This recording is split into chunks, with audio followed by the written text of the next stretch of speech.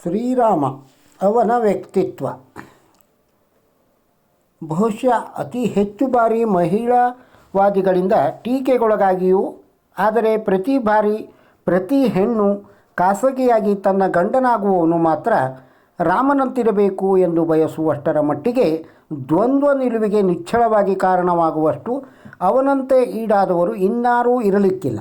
ಪ್ರತಿ ಹೆಣ್ಣು ಇವತ್ತು ಜಾಗತಿಕವಾಗಿ ಗಂಡನೊಬ್ಬ ಹೀಗಿರಬೇಕು ಎಂದು ನೋಡದೆಯೂ ಮನಸಾರೆ ಬಯಸಿದ ಕಥಾನಕನವೇನಾದರೂ ಪುರುಷನೊಬ್ಬನ ವ್ಯಕ್ತಿತ್ವವೇನಾದರೂ ಇದ್ದರೆ ಅದು ನಿಸ್ಸಂಶಯವಾಗಿ ಅವನದ್ದೇ. ಅವನು ರಾಮ, ಶ್ರೀರಾಮ. ಹೆಣ್ಣಿಗಾಗಿ, ಹೆಣ್ಣಿನ ವ್ಯಕ್ತಿತ್ವದ ಉದಾಹರಣೆಗಾಗಿ ಭೂಮಂಡಲವೊಂದರಲ್ಲ ನೂರಾರು ಆದರ್ಶ ಮಹಿಳೆಯರ ಹೆಸರುಗಳು ಲಭ್ಯವಿದ್ದರೆ ಪುರುಷರ ಹೆಸರಲ್ಲಿ ಇವತ್ತಿಗೂ ಶ್ರೀರಾಮನೇ ಅಜರಾಮರ. ಅವನ ಆ ಸರ್ವಗುಣ ಸಂಪನ್ನಕಾರಕ ಚಿತ್ರಣವನ್ನು ಮೀರಿಸುವ ಇನ್ನೊಂದು ವ್ಯಕ್ತಿತ್ವ ಉದ್ಭವವಾಗಲೇ ಇಲ್ಲ. ಹಾಗಾಗುವುದಕ್ಕೆ ಸಾಧ್ಯವೂ ಇಲ್ಲ.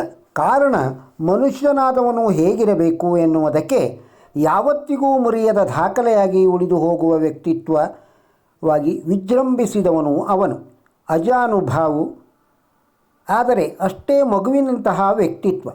ಮೃದು ಪೂರ್ವಂಚ ಭಾಷಿತೆ, ವೀರಾದಿವೀರ ಆದರೆ ನಿಘರ್ವಿ, ಅಜಾತ ಶತ್ರು ಆದರೆ ದುರಾಸೆಯಿಂದ ಮುಕ್ತ, ಸುಂದರ ಆದರೆ ಯಾವತ್ತೂ ಧಿಮಾಕು ತೋರಿಸಿದವನಲ್ಲ. ರಮಯತೆ ಇತಿ ರಾಮ, ಅನಾಹುತಕಾರಿ ಬಾಹುಬಲವಿದ್ದರೂ ಅದ್ಭುತ ಸ್ವಯಂ, ಚಿತ್ತೈತಿ ಗಂಭೀರಥ, ಯಾವ ಯುದ್ಧವನ್ನು ಮಾಡಿದರೂ ಅಧರ್ಮದ ದಾರಿ ಹಿಡಿಯದ ಧರ್ಮೇ ತತ್ವರಥ, ಭೂಮಂಡಲ ಅಧಿಪತ್ಯವಿದ್ದರೂ ಯಾವತ್ತೂ ಸ್ವಾರ್ಥಿಯಾಗದವ, ಜಗದೇಕ ಸುಂದರಿಯರು ಹೆಜ್ಜೆ ಹೆಜ್ಜೆಗೆ ಅವನನ್ನು ಬದುಕಿನುದ್ದಕ್ಕೂ ಎಡತಾಕಿರಬಹುದು, ಆದರೆ ಅವನಿಗೆ ಮಾತ್ರ ಹೆಣ್ಣೆಂದರೆಯೇ ದಿವ್ಯ ಗೌರವ. ಉದ್ದಗಲಕ್ಕೂ ಸುರಿದ ಆಸ್ತಿ ಅಂತಸ್ಸುಗಳಿದ್ದರೂ ಅವನನ್ನು ಎಲ್ಲರೂ ಇವತ್ತಿಗೂ ಬಯಸಿದ್ದು ನೆನೆಸಿಕೊಳ್ಳುವುದು ಅದೇ. ಸೀದಾ ಸಾದಾ ಅಚ್ಚ ಬಿಳುಪು ಪಂಚೆ, ನಾರು ಮಡಿಯಲ್ಲಿ ಜಗತ್ತೇ ಗೆಲ್ಲುವ ಭಂಗಿಯಲ್ಲಿ ಬಿಲ್ಲೆತ್ತಿ ನಿಂತ ಭಂಗಿಯಲ್ಲೇ ನೆನಪಾಗುತ್ತಾನೆ ಹೊರತಾಗಿ ಅದ್ಭುತ ವಜ್ರಖಚಿತ ಸಿಂಹಾಸನಾಧೀಶ ಶ್ರೀರಾಮ ನಮ್ಮ ಮನಸ್ಸಿಗೆ ಮುದ ಕೊಡುವ ಚಿತ್ರವಾಗುವುದೇ ಇಲ್ಲ. ಅದೇ ಅವನ ನಿಜವಾದ ತಾಕತ್ತು ಮತ್ತು ಶಕ್ತಿ. ಎಲ್ಲ ಇದ್ದು ಎಲ್ಲರೊಳಗೊಂದಾಗಿ ಪ್ರತಿ ನಡೆಯ ಹಿಂದೆ ಜಗತ್ತಿನ ಅಷ್ಟು ಔನ್ನತ್ಯದ ಪರಿಕಲ್ಪನೆಯನ್ನು ಸಾಕಾರಗೊಳಿಸಲು ಕಟಿಬದ್ಧನಾದ ಮೂರ್ತ ರೂಪ ಅವನು. ಮಹಾಪುರುಷರು ಹುಟ್ಟುವುದಿಲ್ಲ, ಅವರು ಒಂದೊಂದು ಯುಗವನ್ನೇ ತಮ್ಮದಾಗಿಸಿಕೊಳ್ಳುತ್ತಾರೆ. ಹಾಗೆ ಉದ್ಭವಿಸಿದ ಸಾಮಾನ್ಯ ರೂಪಿಯಾಗಿಯೂ ಪ್ರತಿಯೊಬ್ಬರ ಮನಸ್ಸಿನಲ್ಲಿ ಸಿಂಹಾಸನದಲ್ಲಿ ವಿರಾಜಿಸುವ ವ್ಯಕ್ತಿತ್ವವೇ ಶ್ರೀರಾಮಚಂದ್ರ. ಇವತ್ತು ರಾಮಾಯಣದ ಕಥೆಯ ಹೊರತಾಗಿಯೂ ರಾಮ ಯಾವ ಕಾಲಕ್ಕೂ ಪ್ರಸ್ತುತನಾಗಲು ಕಾರಣ ಈ ಭೂಮಂಡಲ ಇರುವವರೆಗೂ ಪುರುಷನೊಬ್ಬ ಸಮಕಾಲೀನ ಅಥವಾ ದೇಶಕಾಲದ ಗಡಿ ದಾಟಿದ ವ್ಯಕ್ತಿತ್ವದ ಚಿತ್ರಣವೊಂದು ಹೇಗಿರಬೇಕೆಂದು ಚಿಂತನೆಗಳಿಸಿದಾಗ ಹುಟ್ಟಿದ ಅಪರೂಪದ ವ್ಯಕ್ತಿತ್ವ ಶ್ರೀರಾಮನದ್ದು. ಹೊರತಾಗಿ ನಾವಂದುಕೊಂಡಂತೆ ಅವನದ್ದು ರಾಗದ್ವೇಷಗಳಿದ್ದ, ನಮ್ಮ ನಿಮ್ಮಂತೆ ಪತ್ನಿಯನ್ನು ಸಂಶಯಿಸುವ, ತನ್ನ ವ್ಯಕ್ತಿಗತ ಲಾಲಸೆಗೆ ಬಿದ್ದು ಹೋದ ವ್ಯಕ್ತಿತ್ವವಲ್ಲ. ಅವನ ಪ್ರತಿ ನಡೆಯ ಹಿಂದೆಯೂ ಜಗದ ಮಹಾನ್ ಚಿಂತನೆಯ ಪರಿಕಲ್ಪನೆಗಳಿದ್ದವು. ಅವನ ಪ್ರತಿ ಹೆಜ್ಜೆಯ ಹಿಂದೆ ಈ ಜಗತ್ತಿನ ಎದುರಿಗೆ ಮಾದರಿಯಾಗಿ ನಿಲ್ಲಬಲ್ಲ ನಾಯಕನೊಬ್ಬ ನಡೆದುಕೊಳ್ಳಬೇಕಾದ ರೀತಿ ನೀತಿ ಹೇಗಿರಬೇಕು ಎನ್ನುವ ನಿಲುವುಗಳ ಸ್ಪಷ್ಟತೆ ಇತ್ತು. ಹಾಗಾಗಿ ಅವನ್ಯಾವತ್ತೂ ತನಗಾಗಿ ಅಥವಾ ತನ್ನ ಮನಸ್ಸಿನ ಆಸೆಗಳ ಮೋಹಕ್ಕೆ ಬಿದ್ದು ನಿರ್ಧಾರಗಳನ್ನು ತೆಗೆದುಕೊಳ್ಳಲೇ ಇಲ್ಲ ಎನ್ನುವುದೇ ಅವನನ್ನು ಜಾಗತಿಕವಾಗಿ ಯುಗಾಂತರಗಳಿಂದಲೂ ಪ್ರಥಮ ಶ್ರೇಣಿಯಲ್ಲಿ ನಿಲ್ಲಿಸಲು ಕಾರಣವಾಗಿತ್ತೇ ವಿನಃ ಅವತಾರ ಪುರುಷನೆಂದಲ್ಲ. ಶ್ರೀರಾಮನ ಹೆಸರಿನಲ್ಲಿ ಆದಷ್ಟು ಮಹಾಪರಿವರ್ತನೆಗಳು ಯಾವ ಯುಗದಲ್ಲೂ ಕಾಲದಲ್ಲೂ ಆಗಲೇ ಇಲ್ಲ. ಇತಿಹಾಸ ನೋಡಿ. ಶ್ರೀರಾಮನ ಮಂದಿರದಿಂದ ಹಿಡಿದು ಅವನ ಹೆಸರಿಗಾಗಿ ಪ್ರಾಣ ಕೊಡುವ ಕೋಟ್ಯಾಂತರ ಜನ ಎದ್ದು ನಿಲ್ಲುತ್ತಾರೆ. ಅಂತಹ ಇನ್ನೊಬ್ಬ ಆದರ್ಶ ಅವತಾರಿಯ ಪುರುಷ ಸ್ತ್ರೀಯ ಉದಾಹರಣೆ ನಮ್ಮೆದುರಿಗಿಲ್ಲ. ಪುರಾತನ ಮಹಾರಾಜ ಮನೆತನಗಳು ವಂಶಗಳು ಅವನ ಒಂದು ಹೆಸರಿನ ಪಾವಿತ್ರ್ಯತೆಗಾಗಿ ತಮ್ಮ ಜೀವಿತಾವಧಿಯ ಬೆಲೆ ತೆತ್ತು ಸತ್ತೇ ಹೋದರೂ ವಿನಃ ಶ್ರೀರಾಮನನ್ನು ಮನಮಂದಿರದಿಂದ ಕೆಳಗಿಳಿಸಿ ತಮ್ಮ ಬದುಕು ಕಟ್ಟಿಕೊಂಡ ಕತೆ ಲಭ್ಯವಾಗುವುದೇ ಇಲ್ಲ. ಇವತ್ತಿಗೂ ಯಾವ ಕಾಲಕ್ಕೂ ಆದಿತ್ಯ ಹೃದಯ ಪ್ರಾಪ್ತವಾದ ಏಕಮಾತ್ರ ಮಾನವರೂಪಿ ವ್ಯಕ್ತಿತ್ವ ಶ್ರೀರಾಮನದ್ದೇ. ಪೂರ್ತಿ ಭೂಮಂಡಲದ ಪಾಲಿಗೆ ಮತ್ತು ಬರಲಿರುವ ಭವ್ಯ ಭವಿತವ್ಯಕ್ಕಾಗಿ ವ್ಯಕ್ತಿಯೊಬ್ಬ, ಅದರಲ್ಲೂ ಪುರುಷನಾದವನು ಹೇಗಿರಬೇಕು ಎನ್ನುವುದರ ಪರಿಕಲ್ಪನೆಯ ಒಟ್ಟು ಮೊತ್ತ ಶ್ರೀರಾಮಚಂದ್ರ. ಭೂಮಿ ಇರುವವರೆಗೂ ಪ್ರತಿ ಹೆಣ್ಣಿನ ಮನದಲ್ಲಿ ಉಳಿದು ಹೋಗಲಿರುವ ಅಪರೂಪದ ಆದರ್ಶಮಯ ಸೌಮ್ಯ ಮೂರ್ತಿ ಅವನೇ. ತೀರಾ ವೈಯಕ್ತಿಕವಾಗಿಯೂ ಪ್ರತಿ ಹೆಣ್ಣಿನ ಮನದಾಳದಲ್ಲಿ ಯಾವ ಕಾರಣಕ್ಕೂ ದ್ವೇಷಕ್ಕೆ ಈಡಾಗದೆ ಉಳಿದು ಹೋಗುವ ಏಕಮಾತ್ರ ಚಿತ್ರಣ ಶ್ರೀರಾಮನದ್ದು. ಇದು ಕಾಲಾತೀತ ಎನ್ನುವುದಕ್ಕೆ ಉದಾಹರಣೆ ಕ್ರಿಸ್ತಶಕ ಪೂರ್ವ 5015 ಜನವರಿಯ ಹೊತ್ತಿಗೆ ಉದ್ಭವವಾದ ಅವನ ಬಗೆಗಿನ ಭಾವಗಳೇ ಈಗಲೂ ಉಳಿದು ಹೋಗಿದ್ದು.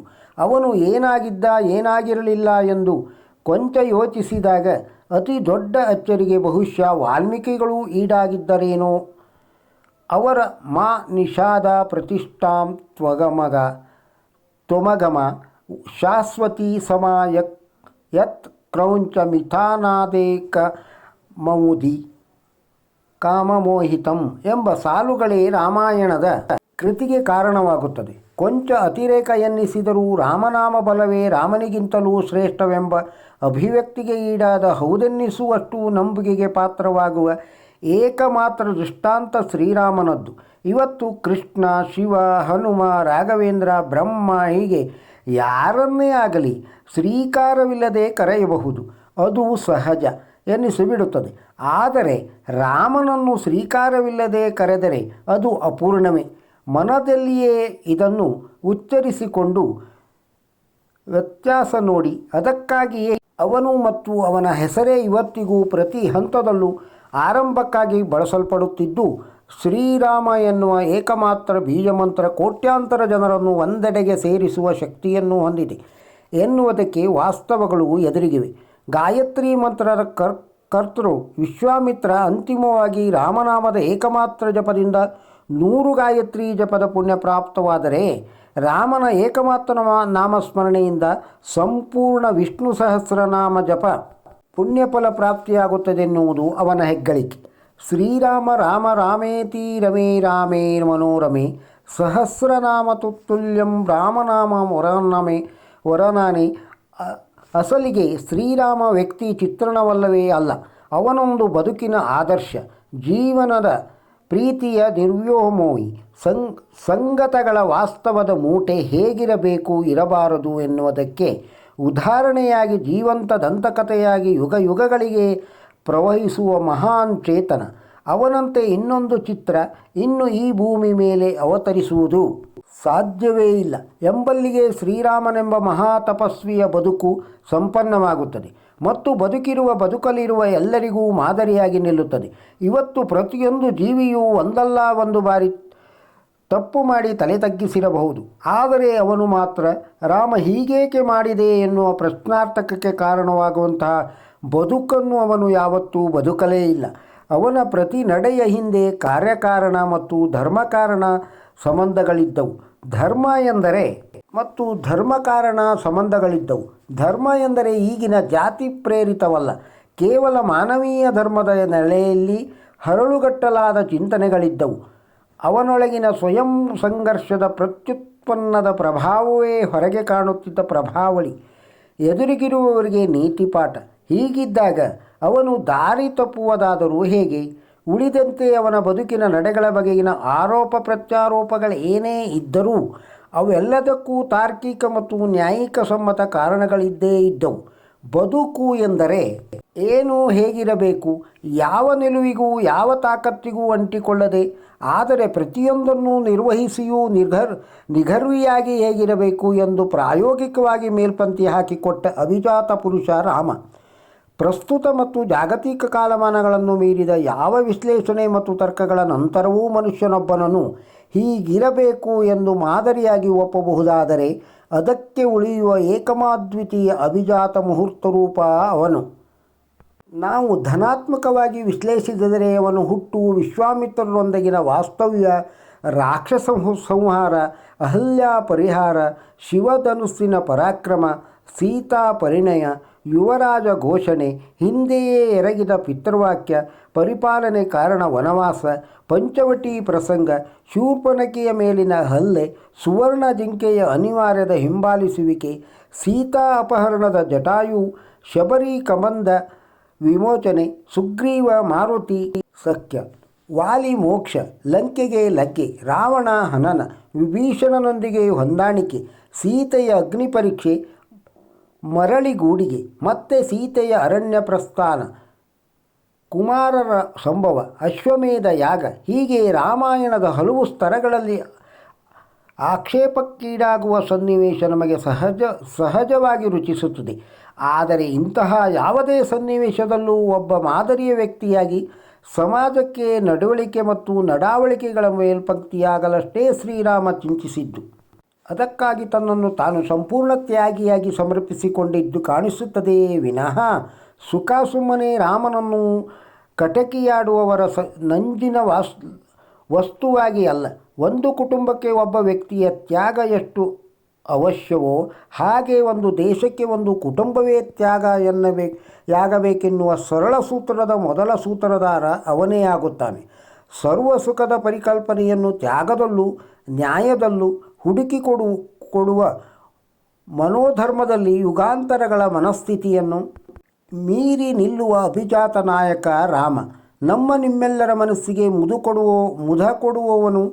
ಅವನನ್ನು ಆಪ್ತೆಯಿಂದ ಕುಲಂಕುಷವಾಗಿ ನೋಡಿದಾಗ ಮಾತ್ರ ನೆನಪಿರಲಿ ಶ್ರೀ ರಾಮ ಮಂತ್ರ ಎನ್ನುವುದಕ್ಕೂ ಮೊದಲೇ ರಾಮ ಎನ್ನುವ ಶಬ್ದದಲ್ಲೇ ಜೀವನದ ಪಾಪನಾಶದ ಭಿತ್ತಿಯನ್ನು ಚಿತ್ರಿಸಬಲ್ಲಷ್ಟು ಸಶಕ್ತ ಮಂತ್ರ ಇನ್ನೊಂದು ಬರಲೇ ಇಲ್ಲ. ರಕಾರೋಚ್ಚಾರ ಮಾತ್ರೇಣ ಮುಖಾನಿರ್ಯಾಂತಿ ಪಾತಕ ಪುನಃ ಪ್ರವೇಶ ಪಿತ್ಯಾತು ಕಾರಸ್ತು ಕವಾಟಾವತ್ ಎಂಥ ಅದ್ಭುತ ತಂತ್ರಬದ್ಧ ಜೋಡಣೆ. ರಾ ಎನ್ನುವ ಉಚ್ಚಾರದಲ್ಲೇ ಬಾಯಿಯಿಂದ ಪಾಪವೆಲ್ಲ ಹೊರ ಹೋಗುವ, ಪಾಪಗಳನ್ನೆಲ್ಲ ನಮ್ಮನ್ನು ಮತ್ತೆ ಸೇರಿಸದಿರಲಿ ಎಂದು ಉಚ್ಚಾರದಲ್ಲಿ ಮುಚ್ಚಿಕೊಳ್ಳುವ ಮೂಲಕ ದೇಹ ಮನಸ್ಸು ಶುದ್ಧಿಯಾಗುತ್ತಾ ರಾಮ ನಾಮ ಜಪದಲ್ಲಿ ಮೋಕ್ಷ ಕಾಣಲಿ ಎನ್ನುತ್ತಾ ಇದಕ್ಕೆ ಪೂರಕವಾಗಿ ಆ ಮಂತ್ರ ಈ ಮಂತ್ರ ನೆಚ್ಚಿನಿ ಕೆಡಬೇಡ ಸೋಮಶೇಖರ ತನ್ನ ಬಾಮೆಗೊಲಿದ ಮಂತ್ರ ರಾಮ ಮಂತ್ರವ ಜಪಿಸೋ ಹೇ ಮನುಜ ಎನ್ನುವ ಮೂಲಕ ಅಂತಿಮವಾಗಿ ಪ್ರತಿ ಅಕ್ಷರದಲ್ಲೂ ಶಕ್ತಿ ಸಂಚಯನದ ಸಾಕಾರದ ಮೂರ್ತಿ ಶ್ರೀರಾಮನಿಗೆ ನಿನಗೆ ನಮೋ ನಮಃ. ಶ್ರೀರಾಮನ ವ್ಯಕ್ತಿತ್ವದ ಬಗ್ಗೆ ಕೇಳಿದ್ದೀರಿ. ಈ ವಿಡಿಯೋ ನಿಮಗೆ ಇಷ್ಟವಾಗಿದ್ದರೆ ಒಂದು ಲೈಕ್ ಕೊಡಿ, ಇದನ್ನು ಇತರರಿಗೂ ಶೇರ್ ಮಾಡಿ. ನಮ್ಮ ಚಾನಲ್ಲಿಗೆ ಸಬ್ಸ್ಕ್ರೈಬ್ ಆಗದೇ ಇದ್ದರೆ ಸಬ್ಸ್ಕ್ರೈಬ್ ಆಗಿ. ನಮಸ್ಕಾರ.